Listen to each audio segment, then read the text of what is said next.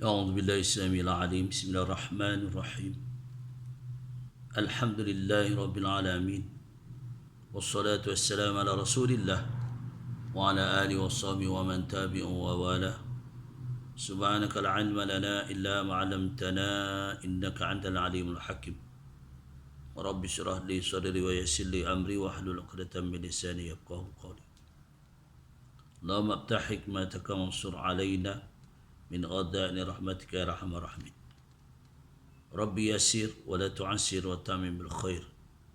InsyaAllah pada pagi ini perkongsian kita mengenai sedikit sebanyak tentang soalan-soalan peristiwa di dalam kubur. Juga diceritakan tentang kehebatan Allah Subhanahu wa taala kepada hamba-hambanya. Itu diceritakan dalam surat Dukhan yang diturunkan di Makkah, mengandungi 59 ayat sahaja. Dinamakan surah Ad-Dukhan, dalam bahasa Melayu dinamakan asap. Kerana pada ayat yang 10 yang terdahulu dan yang terkemudian daripadanya, Allah SWT memberi amaran kepada kaum kafir musyrik yang telah mengejek-ngejek dan menentang baginda Nabi Muhammad sallallahu alaihi wasallam. Baginda membawa pengajaran daripada Al-Quran yang diturunkan kepada baginda. Tetapi begitulah ancaman, ejekan kepada baginda Rasulullah sallallahu alaihi wasallam. Sehingga kan ayat ini menjelaskan betapa dahsyatnya, iaitu balasan Allah kepada mereka yang suka, iaitu melakukan perkara-perkara kemungkaran sehingga mereka sanggup menghina Rasul. Kemudian diterangkan dengan sebab diturunkan Al-Quran pada malam yang berkat, malam Lailatul Qadar. Pada malam itu disebut dengan jelasnya oleh Allah Taala kepada malaikat tiap-tiap perkara yang mengandungi hikmah serta tetap akan berlaku. Setelah menerangkan tujuan diutuskan Rasul untuk menyampaikan rahmat Allah dan diperintahkan supaya apa yang disampaikan oleh baginda Rasulullah sallallahu alaihi wasallam diterima dengan sebaik-baiknya. Taraktu fikum amrayni ma tamassaktum bihima lan tadilu abada kitabillah was sunnati Rasulillah. Inilah yang dijelaskan oleh baginda kepada para sahabat sebelum kemangkatan baginda Rasulullah sallallahu alaihi wasallam. Pada haji yang terakhir semasa baginda wukuf di Arafah. Kemudian gulungan kafir musyrik banyak menyelewengkan dari dasar tauhid ini. Diri bahawa mereka masih berdegil, kekufuran berlaku kepada mereka, maka Allah binasakan sebahagian orang-orang kafir yang telah lalu. Lebih kuat daripada mereka telah dibinasakan, hanya tinggal riwayat sahaja, habis. Bagaimana berlaku kepada Fir'aun, bagaimana berlaku kepada Qarun, ya. Inilah sebagai satu bukti pengajaran. Sehingga hari ini mana ada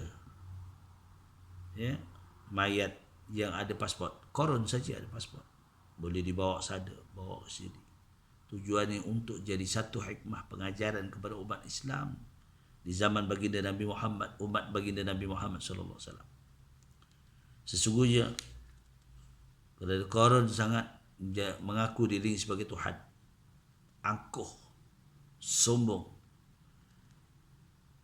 tidak yakini bahawa Allah yang telah menciptakan dia. Bukan begitu saja, tapi melawan, menghina para rasul. Inilah yang berlaku perkara-perkara ini. Allah akan bagikan bala kepada umat-umat terdahulu seperti cerita dikisahkan dalam surah Duhan. Dan suatu masa, cuba kita perhatikan, kita hampir mendekati dalam bulan Ramadan ini. Andai katanya 10 tahun yang lalu telah berlakunya 15 hari bulan Ramadan itu berlaku pada hari Jumaat. Kita nantikanlah pada Ramadan ini, seandainya benar berlaku, ini telah dinyatakan bahawa akan berlaku juga setelah 10 tahun yang lalu. Inilah kepastian kita pada hari ujian-ujian Allah Subhanahu Wa Taala, supaya kita ni menjadi insan yang kembali kepada kebenaran. Ikhlaskan hati, supaya kita sentiasa mohon maghfirah Allah Subhanahu Wa Taala.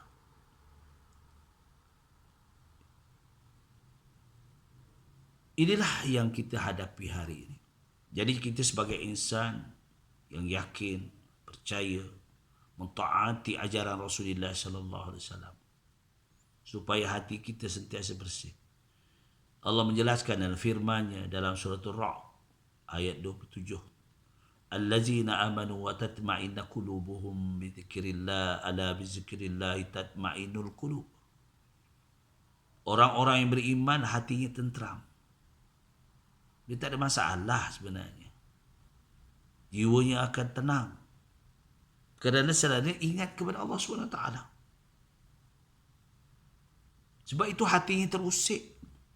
Bila dia laungkan azan, dia akan terus pergi menunaikan solat berjamaah.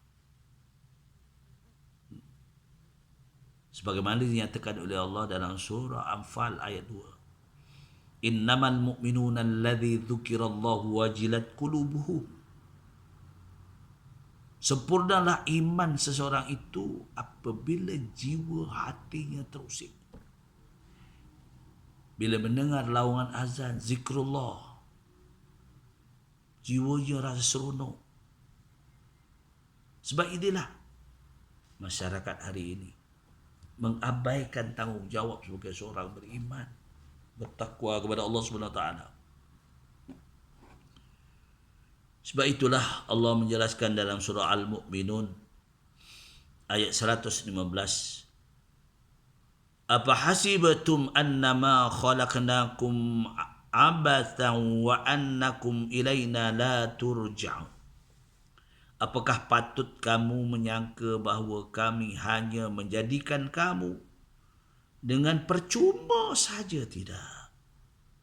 Tiada sebarang hikmah, dan kamu menyangka pula tidak akan dikembalikan kepada kami, yakni untuk menerima pembalasan. Tidak. Allah jadikan kita, wa ma khalaqtul jinna wal insa wa ma khalaqtul jin wal insa illa liya'budun. Jelas Allah mengatakan bahawa kami jadikan jin dan manusia untuk menyembah Dia.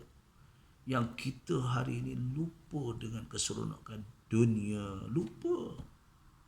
Sebab itulah Allah bagi sedikit pengajaran, wabak, bala. Jadi kita kembali banyakkan istighfar kepada Allah SWT.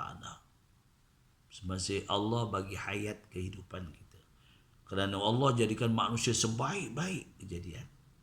Kuntum khaira ummatin ukhrijat linnas. Produk yang paling baik adalah manusia. Kerana tugasan manusia itu ada 3 perkara tugasan. Ta'muruna bil ma'ruf wa tanhauna 'anil munkar wa tu'minuna billah. Ini kena pegang.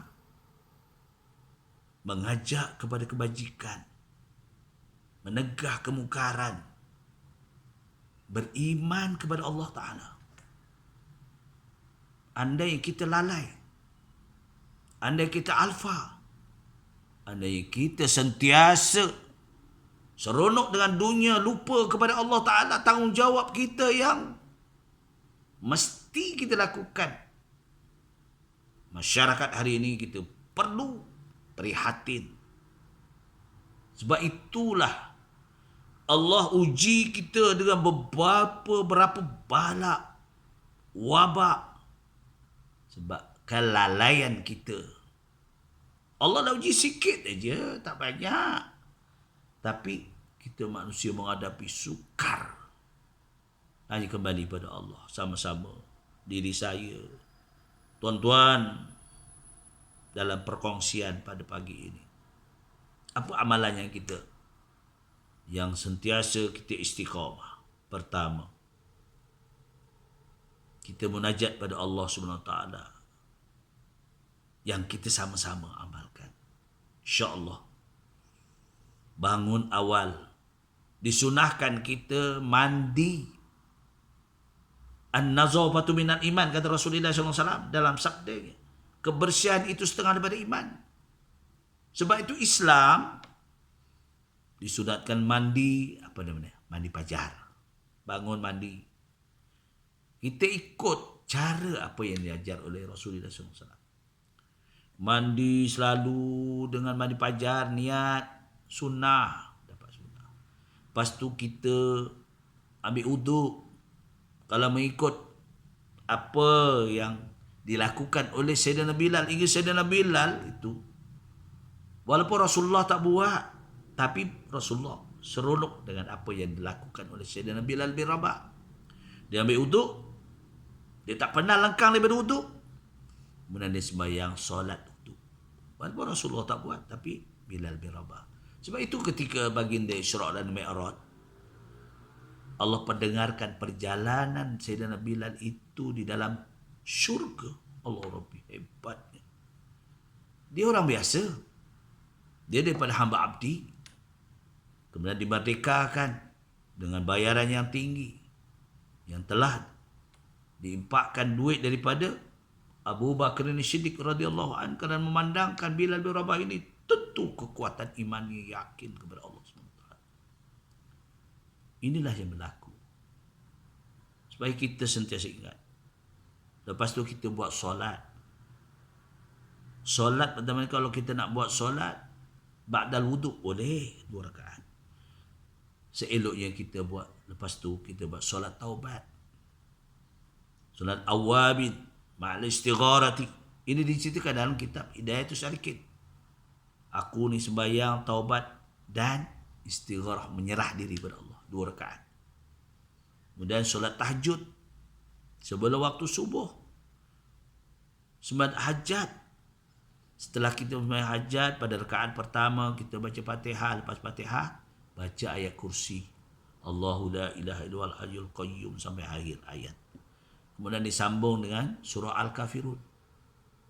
Pada rakaat kedua lepas Fatihah kita baca ayat kursi juga. Kemudian diikuti dengan surah Ikhlas. Habis kita salam 2 rakaat tu, tuan-tuan muslim-muslimat. Ini sebagai satu amalan supaya kita mudah-mudahan Allah terima taubat kita. Habis salam kita sujud munajat pada Allah Ta'ala. Apa kita baca?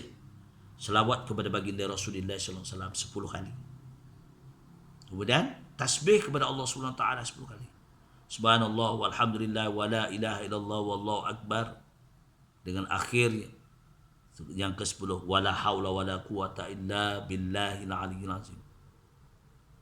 Kemudian kita baca bagaimana doa Nabi Yunus AS.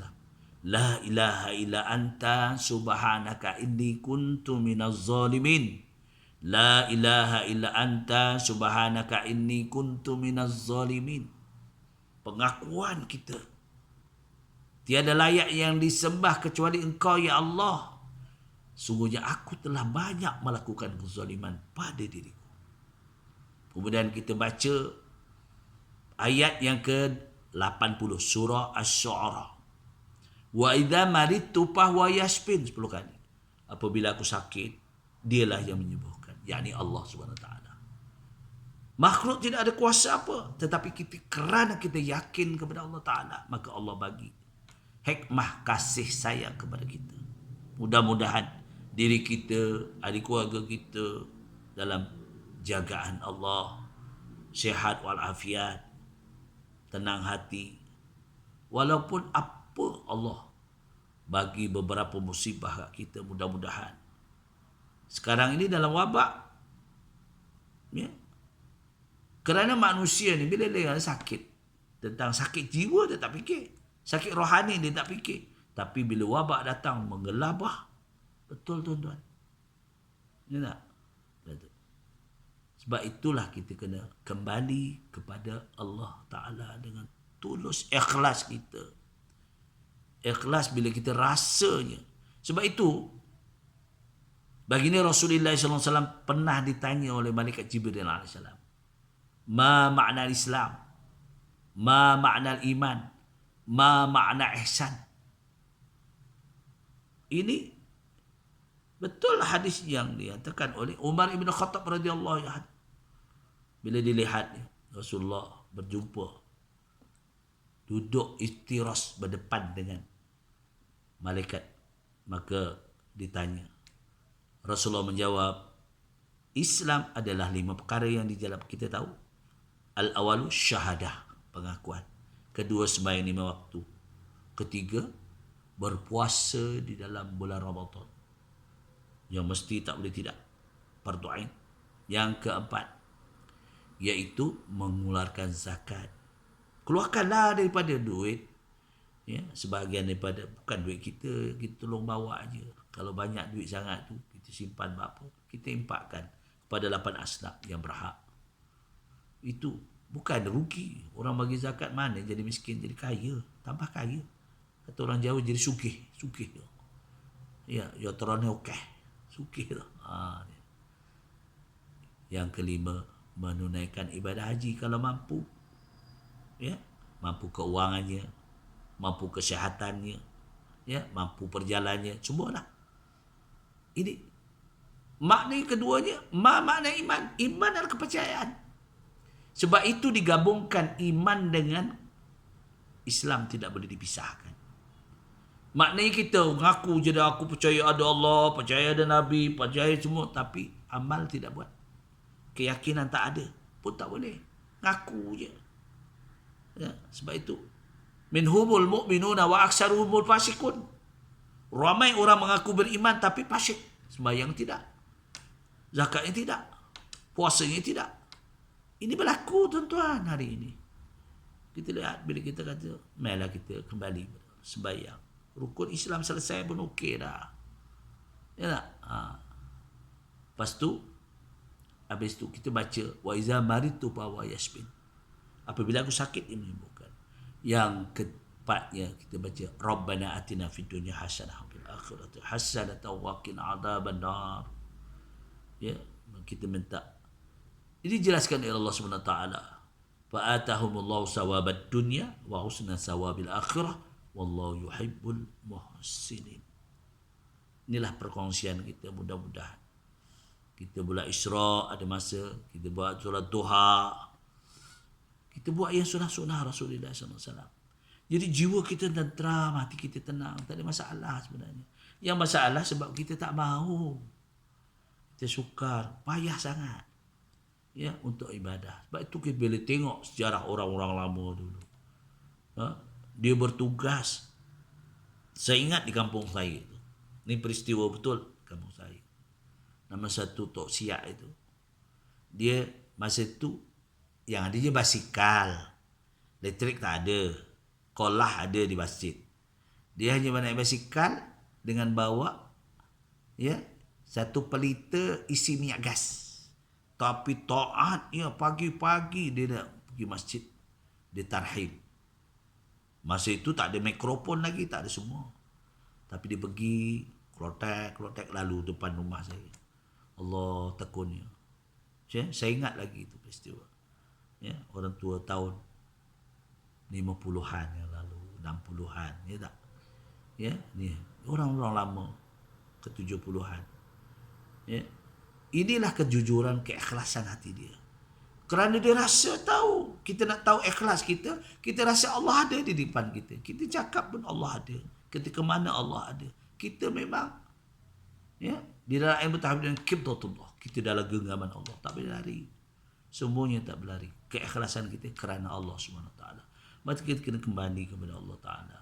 Mudah-mudahan dengan dapat maghfirah, keridaan Allah, kita selamat daripada segala wabak, ya, curba hidup, timbul ketenangan.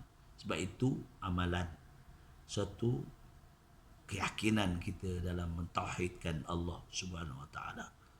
Sebab itulah perkongsian kita, mudah-mudahan yang baik daripada Allah, mana kekurangan saya memohon maghfirah Allah Taala. Aku liqauli hadza astaghfirullahalazim wa lakum wa billahi taufiq wal hidayah. Wassalamu alaikum warahmatullahi wabarakatuh.